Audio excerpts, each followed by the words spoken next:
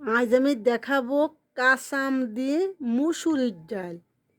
আমি এই যে কাঁচা আম 1 বছর আগে রাখিছিলাম, আমি সেদিন ভিডিওতে দেখিয়েছিলাম। এই কাঁচা আম দিয়ে আমি মুসুরির ডাল রান্না করব। দেখুন বন্ধুরা, বুটাও আছে কি সুন্দর। এই আম আমি কেটে নিছি মাঝখান দিয়ে, এই দিয়ে আমি ডাউল রান্না করব। দেখুন এই আমের এই বিচিটা ফেলি নেই, অন্য অন্য বিচি ফেলে দিছি। এটা বেশি, এই যে ফেলে দিলাম, এই যে ফেলে দিছি।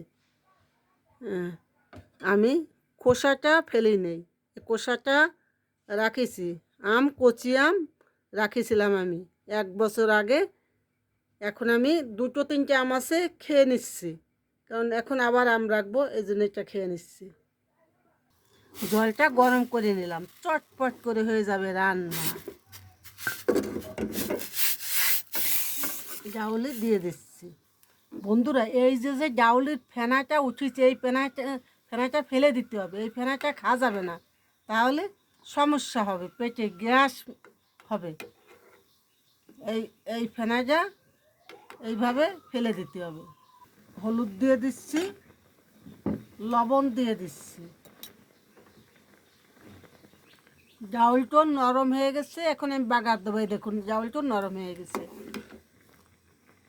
দেখুন আম কি সুন্দর সবুজ আছে, আমি খোসা রাখিছিলাম, কি সুন্দর সবুজ আছে। আমি এখন বাগার দেব।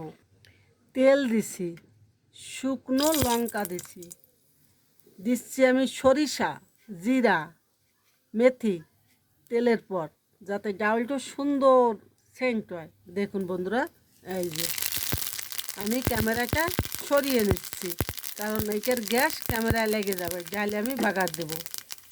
দেখুন আমি বাগার দিয়ে দিচ্ছি।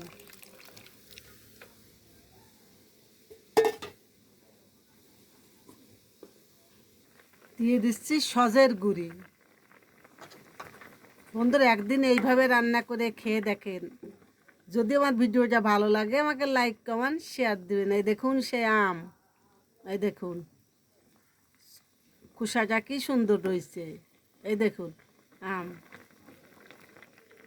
আমি সুমিত্রা কুকিং হাউস থেকে জানাচ্ছি অনেক অনেক ভালোবাসা ও প্রণাম।